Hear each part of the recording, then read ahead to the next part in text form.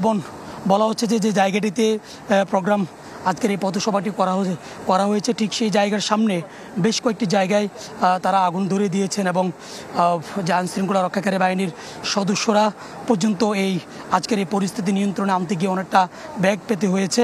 আমরা ঠিক এখন সেই জায়গাটিতে রয়েছি যেখান থেকেই মূলত এনসিপির আজকের এই পথসভাটি হয়েছে।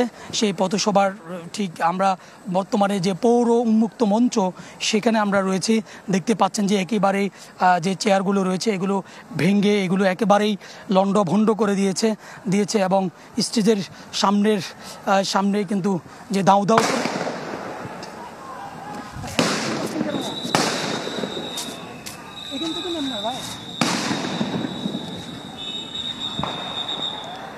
সেখানে কিন্তু পুলিশ চলে গেলে ওদিক থেকে